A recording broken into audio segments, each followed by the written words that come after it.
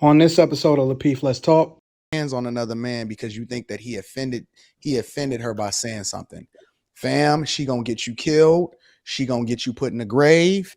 You think that you playing that game, but it's too many dudes that can't speak up. They laying face up, looking at that dirt, looking at that coffin, the top of that coffin, thinking that they was doing something because some chick put a battery in his back and made him feel like he was a man because he walked up on another dude. It's people that's gonna say stuff, especially as you continue to sin, as you get more visibility. You can't go up and fight every single person that got something negative to say. Walk away. Now, if your life is threatened or you feel like your family life is threatened, that's a completely different conversation. But don't walk up on another man thinking that you tough, because it might not go the way that you think it is. Y'all better calm down. Y'all better stop that, bro. Don't listen to these women. They don't even know what's best for them. Half the time you tell them what protection is, and you tell them to keep your fucking mouth shut or stop reacting to stuff. That's protection. You know what I mean? Like, I'm not gonna say for me personally, like I wouldn't want to put my man in dangerous way. So it's not like I'm gonna say like, hey, go handle that, or why didn't you do that? No, like I'd rather keep you safe and we just dust the dusties off. But the man addressed his wife, and that joke was loaded. You know what I mean? The whole G.I. Jane joke, her having alopecia, like it was just loaded. Like, so, you know. And then what actually the movie G.I. Jane was like about a woman who had an affair, and it's like it was so loaded. It was so much. Wait, but her cutting her hair had to do nothing with her affair, though. No, I didn't say it did. I just said that the joke was loaded in terms of like G.I. Jane, the reference to the no hair, the reference to the movie's plot, all of it. Like it all was just probably a lot for Will, I guess we saw. Okay, so I want to keep it there real quick because we had two different scenarios, and you said that the difference was because it was a joke and it was loaded. What made you think that it was any much safer there than somebody on the street? You asking me that question? Yes, ma'am. I mean, if I'm gonna call it how I see it, of course, it's the Oscars. Like, Will knew he wasn't about to get laid out like by Chris Rock on the stage. I mean, he may or may not. I don't know. Again, these people, I don't know if they planned it or whatever. You know what I mean? He looked shocked, but he's a great actor. You know what I mean? So I don't know. I wouldn't say. I think the only thing that would have made it unsafe is if they were like they both had guns. But if they were to fight, they would have fought, and they would have had to go to commercial, and those two men would have had to deal with it like men. Like masculinity, everybody want to talk about protect Black women, but the brotherhood ain't always a bed of roses, and neither is a masculine man. Like sometimes y'all gotta work shit out amongst y'all the way y'all work it out.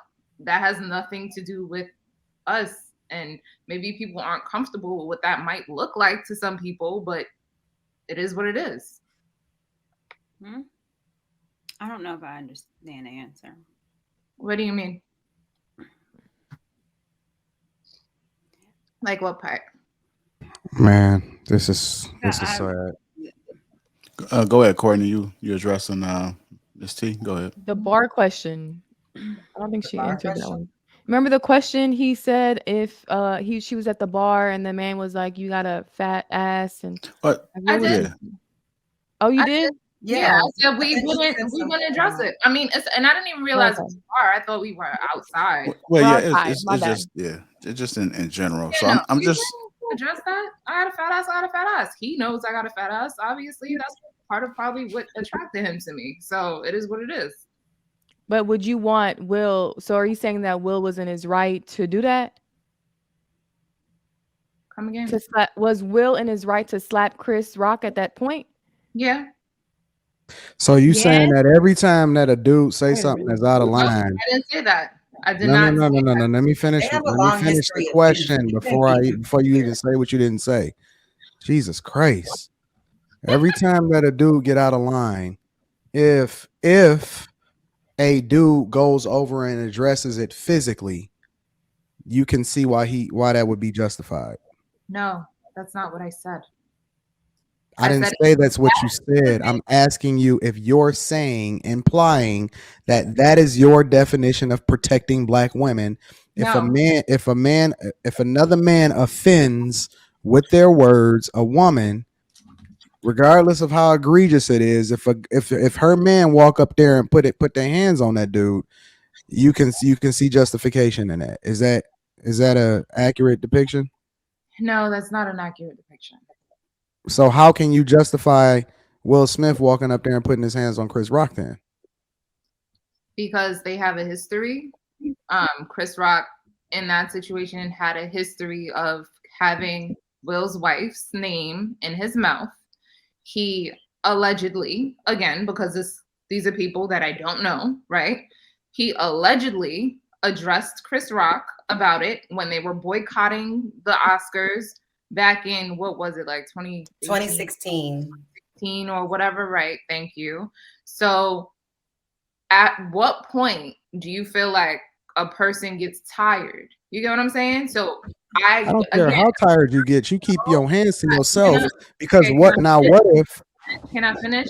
You asked my bad. Go ahead. You dragging this question along. Yeah, no. At what point do you feel like a person has, like, you know, they had enough? Now, do I feel like, I don't even know, because I lost my train of thought now with you cutting me off. So go ahead. All right, yeah, I'm gonna go ahead and rock on this one.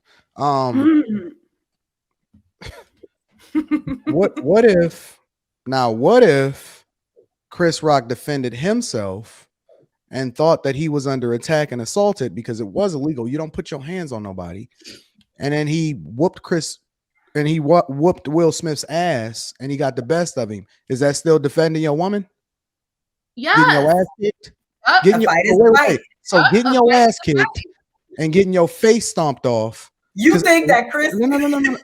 Apparently, y'all don't really know what Chris Rock been doing. I'm not saying that he's been bullied and beat up all his life. I know that. Hold on. One at a time. Because it's a lot of dudes that got caught up thinking that they was defending a black woman that's in a cemetery or in jail today. It's a lot of dudes that threw their life away needlessly. Because let me tell you something. Defending somebody or protection does not always come in the form that y'all thinking is macho ego type shit, right? People get killed for that type of shit. People get killed for running up on somebody and putting their hands on people, and it sends the wrong message.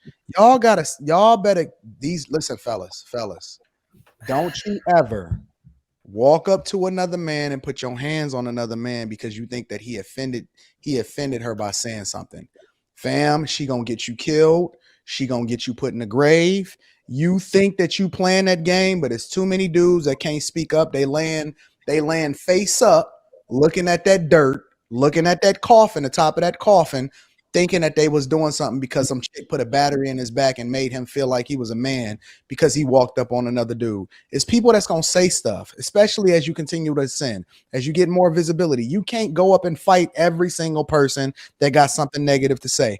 Walk away. Now, if your life is threatened or you feel like your family life is threatened, that's a completely different conversation. But don't walk up on another man thinking that you tough because it might not go the way that you think it is. Y'all better calm down. Y'all better stop that, bro. Don't listen to these women. They don't even know what's best for them. Half the time you tell them what protection is and you tell them to keep your fucking mouth shut or stop reacting to stuff. That's protection.